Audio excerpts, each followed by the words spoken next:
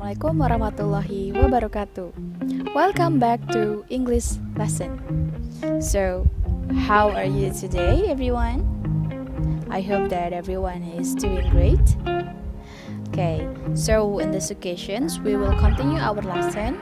So please listen the video and also the explanation carefully. Hopefully that after learning this, then you can apply all of the lessons in your language skills. Okay, so good luck everyone. Happy watching. Alright everyone, so let's just start our lesson on modal auxiliary verb. Have you ever heard about it before? I guess that some of you have heard about it, but some of you have not heard about it. But don't worry, basically you have used that kind of verb often in your sentence, but you maybe just don't know about the name. Yeah, alright, so let's just discuss about it today. Okay, so in our lesson there are 4 things that we are going to learn. The first one is about the definitions and also the functions of modal auxiliary verb. The second one is the rules of the use of the modal, and then the third is the list of the verb, and then the last one is the example practice. Alright, so let's start with the first one. Let's start with the definition and function. When we are talking about modal auxiliary verb, it means that we're talking about a verb that is usually used with another verb to express ideas. For example, you can express a possibility or ability on doing something, or maybe you can also show a permissions or obligations, or even maybe intention regarding your word. So this is not the main verb, but the auxiliary verb. Kata, kerja, bantu. Jadi this is helping the main verb.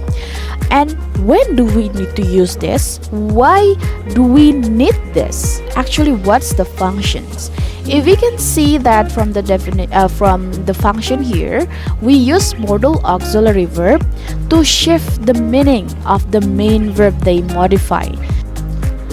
For example, if at first your sentence sounds like this: I eat the cake every day.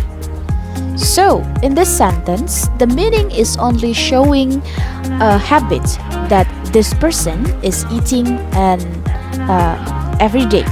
But if you put a modal before the main verb, the meaning is going to be changed. For example, you can say, I can eat every day.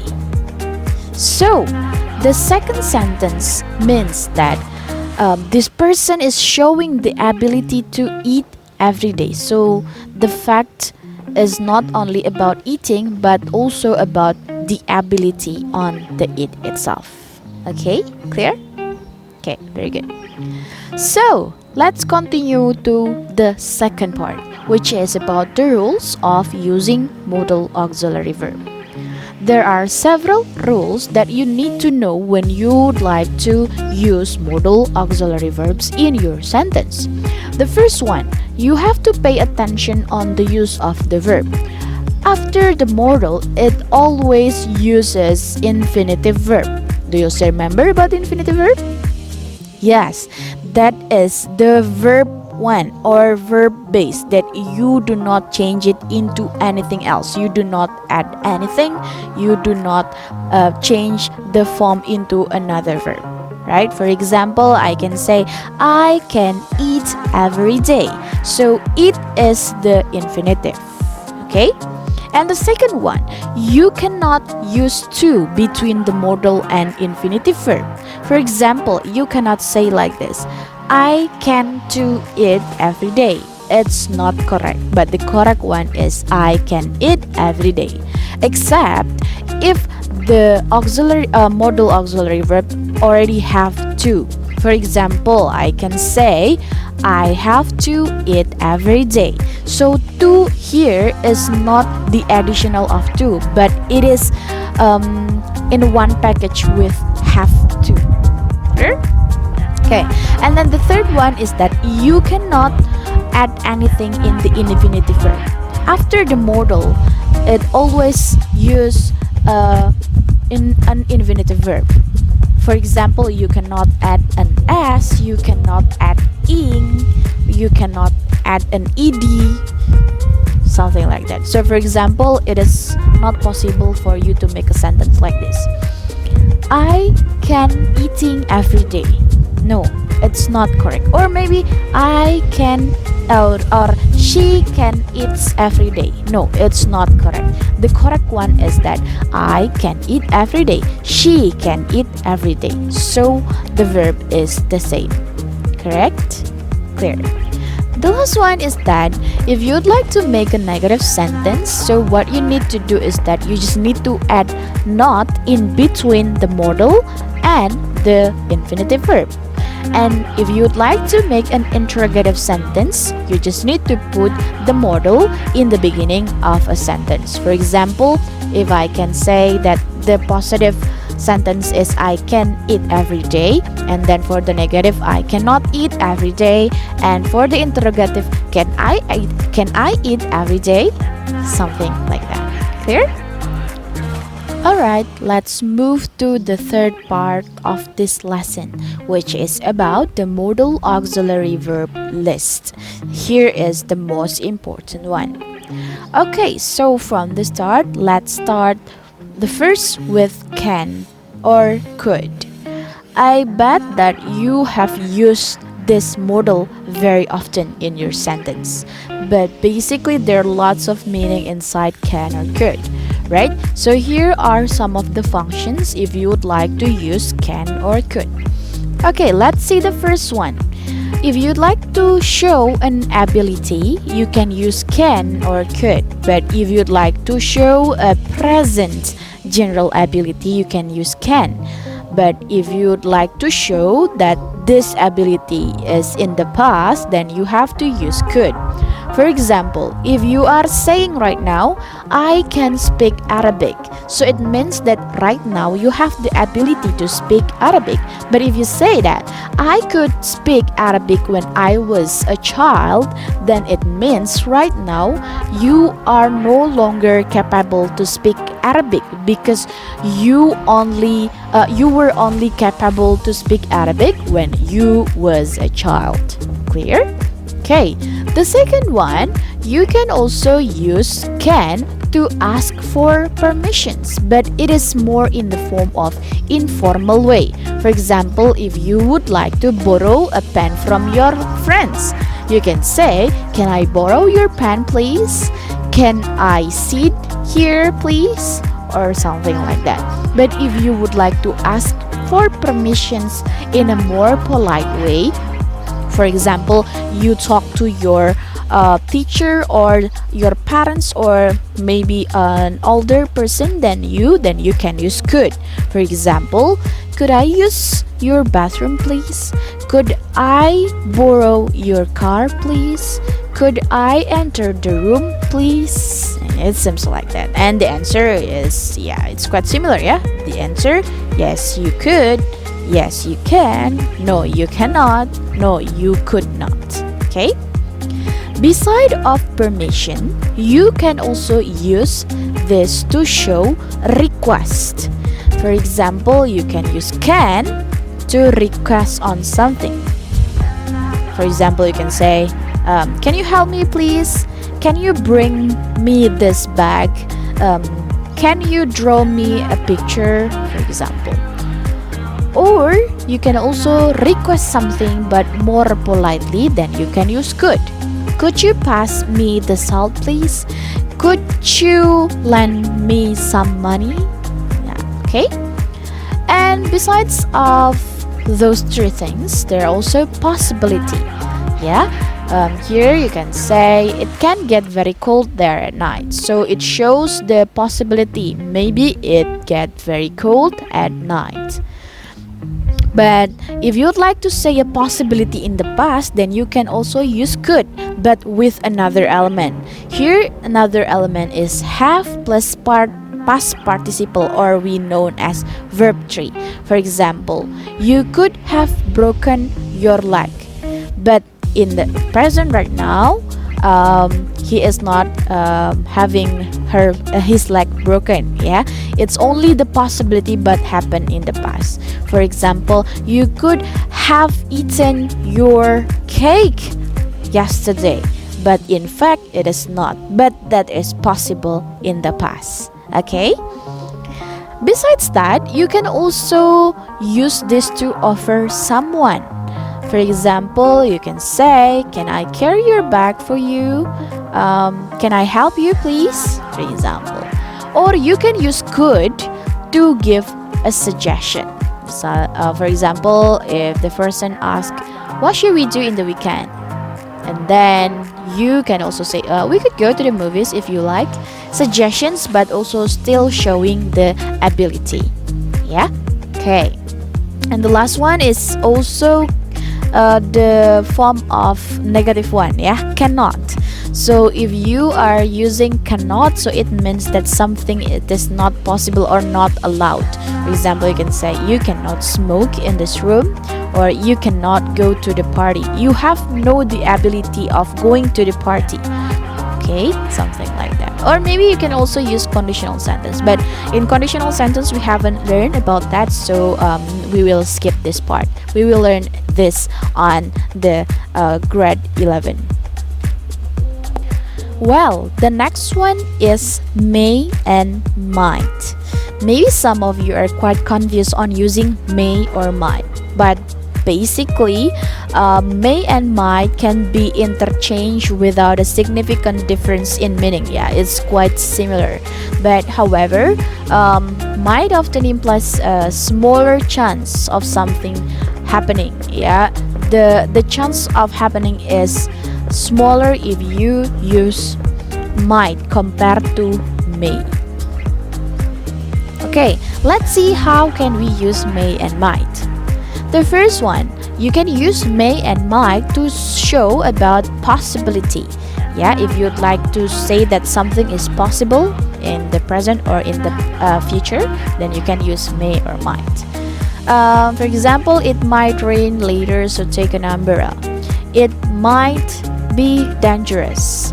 Or you can say, I may watch a movie tonight, or it may rain later, so take an umbrella.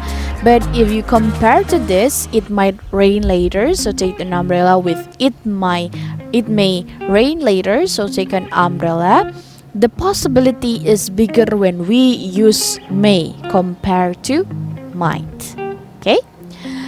And for may, this you can also use to give a permissions, but it only use may. Do not use might if you'd like to give a permissions on something. For example, you can ask, may I borrow your pen? Sorry. Then you can say, yes, you may borrow my pen. Or you can say, you may have another cookie if you like. You may open the window if you want. But do not use might. Yeah, you might open the window if you want. No, because maybe when we are talking about a possibility, it's higher to use may. Okay. Besides of giving permissions, you can also ask for permission. Yeah, may I borrow your pen, please? May I have some water, please? And it's not sounds very nice if you say, might I borrow your pen, please? Yeah, so it's better to use may, right? And besides that, you can also use may for wishing on something. May you both live a long and happy life. May you be healthy, for examples, but only use may. Yeah, do not use might. Besides that, you can also use may to show that something happens in a certain situations. For example, these tablets may produce side effect. We can say mungkin atau bisa gitu ya. Kids may be scared by these images. In some situations, yeah, kid can be scared by these images. Or the last one is to speculate about past actions. Yeah, for example, she is late. She may have missed her plan. Jadi kalau misalnya di sini ini itu untuk menduga-duga tentang past actions. It's already happened. Ya. or your comment may have offended people. For example, mungkin bisa menyakiti perasaan orang lain gitu ya. Dan it's already happened. Caranya adalah bagaimana? Cara membuatnya adalah dengan menambahkan may plus have plus verb 3 gitu. Okay? And sometimes you can also use may not. This is the negative one, or might not. But here it's more on if you'd like to use may not, you can use it to not give the permissions or to prohibit something, ya, melarang untuk melakukan sesuatu gitu ya. For example, you may not take the photos inside the museum gitu. Jadi nggak boleh ngambil gambar di museum gitu ya. Okay? Alright, so let's move to the other modal auxiliary verb. In this part, we will focus more on will and would. As we know that will is to show that you are going to do something. But besides that, there are lots of functions of will and would. Yeah, let's discuss one by one. First one, you can use will and would to make a request, asking for something gitu ya, meminta sesuatu. But if you use will, it is more on informal way. So when you are talking to your friends maybe, yeah, then you can use will. For example, you can say, will you help me? Will you get me the water? Will you come to my house, for example. But if you would like to talk with an older person, or if you would like to make it quite polite atau sopan, then you can use would. For example, if you are requesting for help, then you can say, would you help me? Would you mind helping me? Would you take the paper for me? For example, like that, yeah. And besides of request, you can also use will and would for refusal, ya. Jadi caranya adalah tinggal menambahkan not. Kalau tadi meminta, ini menolaknya, refused, ya, the negative form. So you just need to put not after will. For example, you can say, he will not help me, or you can make it brief, he won't help me. They will not come to my house, or she will not go with me, for example. But you can also use would in the refusal, ya, but it is more on the past. Kalau tadi refusalnya in the present or in the future, but if you use would, then it means that you refused it in the past. For example, I asked help from him yesterday, but he wouldn't help me, for example. Jadi this happened in the past gitu, okay? Besides of refusal, you can also use will and would to offer something, yeah. For example, if it is an affirmative sentence, you can say, I will help you.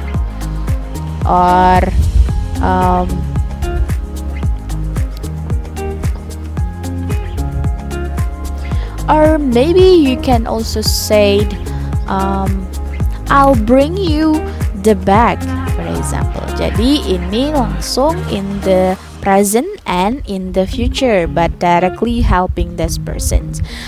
Besides that, you can also use would to offer something, but you should say to show that it is in the past, ya. Jadi contohnya seperti ini. I would have helped you if you told me. Nah, ini maksudnya apa? Di sini ada present perfect, itu maksudnya adalah have plus verb 3, ya. Jadi maksudnya kalau diartiin seperti ini. Aku bakalan bantuin kamu kalau aja kamu ngasih tahu gitu ya. I would have helped you if you told me gitu. Jadi tapi pada faktanya that person was not helping me gitu. Jadi cuma bisa ngasih tahu bahwa I would have helped you, tapi in the past. Tapi faktanya tidak gitu ya. Okay, besides of offer, you can also use a conditional sentence. Ya, kalau misalnya conditional itu sebenarnya kita belajar di kelas 11 ya. Tapi nggak apa-apa kita singgung-singgung sedikit ya. Conditional sentence itu it's more on ini akan terjadi kalau syaratnya terpenuhi gitu ya. Contohnya, if he asks me, I will help him. Ya, kalau misalnya dia nggak nanya, ya aku nggak akan bantu. Sama juga dengan pakai would, you can also use it, but it is for the third conditional sentence and also the second one. Ya, if he had asked me, I would have helped him. Kalau aja dia minta bantuan aku, pasti aku bakalan bantu, tapi nyatanya enggak gitu ya. Kalau yang buat secondnya, if I had a boat, I would sail around the world. Ya, kalau aja aku punya kapal, aku pasti bakalan berlayar around the world, tapi pada nyatanya nggak punya gitu ya. Tapi nanti kita bahas ini lebih lanjut di kelas 11. Okay, besides that, you can also use will and would to say an act in the future. Nah, kalau will-nya itu ya cuma untuk future-nya aja ya. Contohnya misalnya, I will go to Bali tomorrow, ya, to show that you are going to do something in the future. Tapi kalau misalnya kalian menggunakan would, you can show a future but in the past. Ya, for example, he promised he would tutor me. Tapi it happened in the past, ya. Jadi at the moment we are speaking, actually we said that this thing might happen in the future, but the future is in the past. Gimana ya bilangnya ya? Maksudnya he promised he would tutor me. Dia kalau misalnya promise berarti kan baru akan ya. Tapi akannya ngapain? He would tutor me. Tapi sebenarnya promise-nya itu udah lewat gitu. Gitu ya. Oke?